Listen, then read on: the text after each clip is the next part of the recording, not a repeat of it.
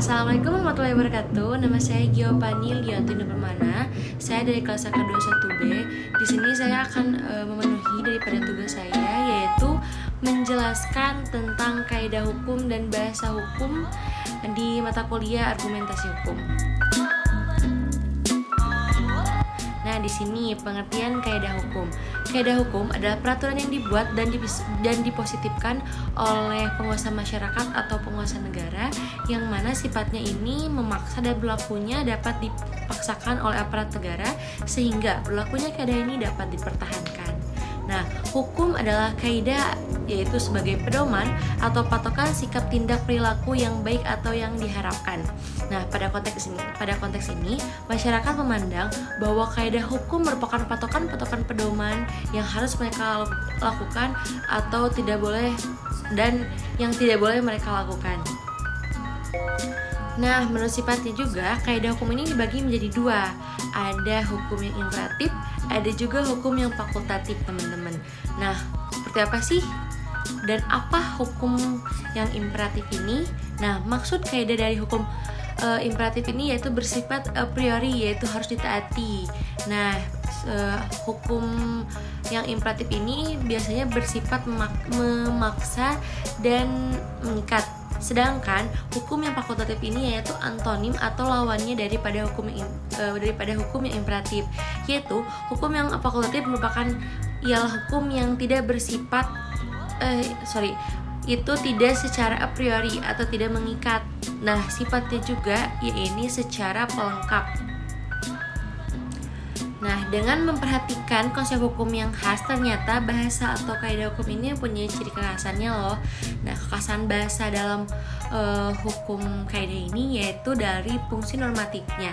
Dalam bahasa normatif dirumuskan dengan norma-norma yang berisi yaitu pertama perintah, larangan, izin, dan dispensasi. Oke, kita lanjut kepada bahasa. Bahasa di sini memiliki banyak sekali definisi, teman-teman. Tapi di sini saya akan sedikit menjelaskan bahwa bahasa memiliki fungsi sebagai alat komunikasi, membantu orang untuk memahami dan bekerja satu sama lain. Bahasa memungkinkan orang untuk menyampaikan informasinya.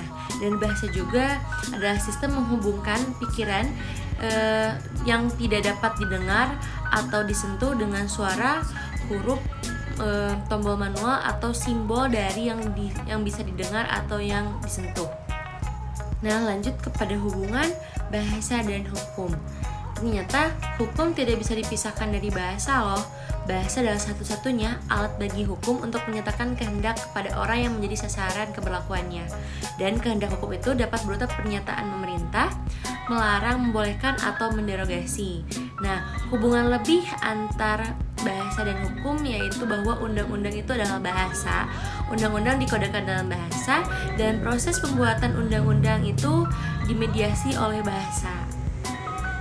Nah, setelah tadi kita yang sudah dibahas, kita lanjut kepada contoh daripada bahasa hukum ini. Banyak sekali teman-teman contoh dari bahasa hukum ini. Cuma di sini kita akan sebutkan 3 dari contoh. Yang pertama, misalkan dalam istilah hukum adat dikenal sebagai kawin lari. Nah, kawin lari ini sebenarnya terjemahan dari Prustwelig dan Wegluk-Welig. Tentu orang awam berkata, mana ada kan yang disebut dengan kawin lari. Nah, yang dimaksud kawin lari adalah berlarian untuk kawin yang dilakukan oleh bujang gadis seperti berlakunya di Batak, Lampung, dan Bali. Adapun contoh yang kedua, kalau di Makassar dikenal dengan selariang. Contoh lain dalam istilah hukum perdata, selariang ini dalam hukum perdata Belandanya dikenal dengan verbintenis. Ada yang menerjemahkan perikatan, ada juga yang menerjemahkan perjanjian. Nah, dan contoh yang ketiga yaitu begitu pula dalam hukum pidana terdapat istilah hukum Belanda yang disebut dengan strafrecht. Ada yang menerjemahkan peristiwa pidana, ada juga yang menerjemahkan yaitu perbuatan pidana, dan ada pula yang menerjemahkan sebagai tindak pidana. Nah, sedangkan yang dimaksud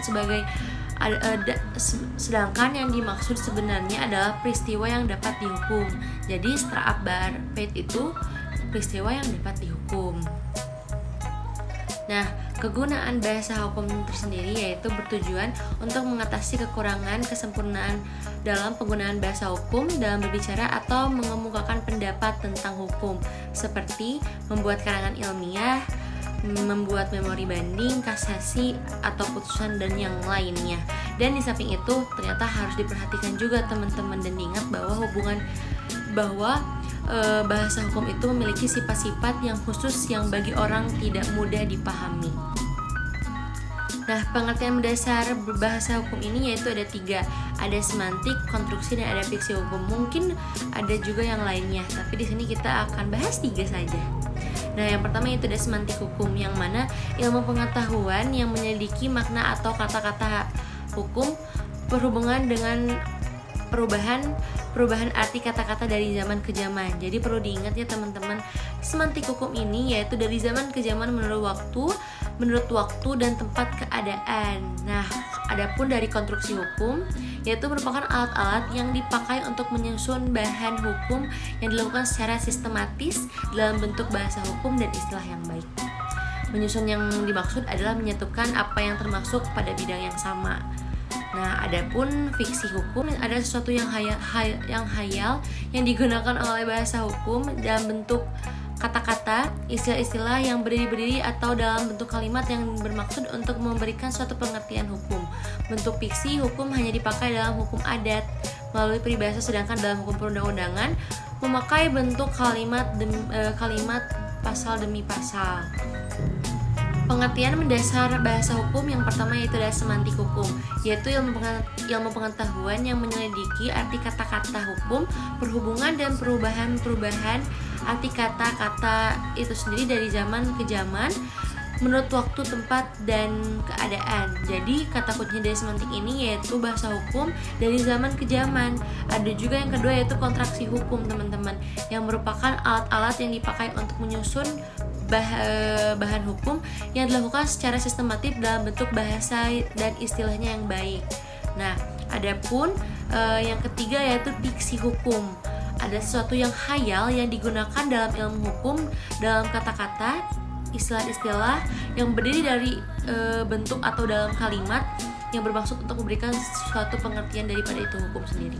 Nah, pada masa lampau atau di masa yang belum pesat sekali kemajuan hidupnya, seperti pada masyarakat di masa lampau yang belum pesat akan kemajuan hidupnya, seperti pada masyarakat adat yang sangat dekat banget dengan tradisionalnya, yaitu di masa sebelum kemerdekaan, pembentukan hukum lebih banyak mengandung seni karena menggunakan kata-kata yang sangat indah dalam bentuk puisi atau prosa.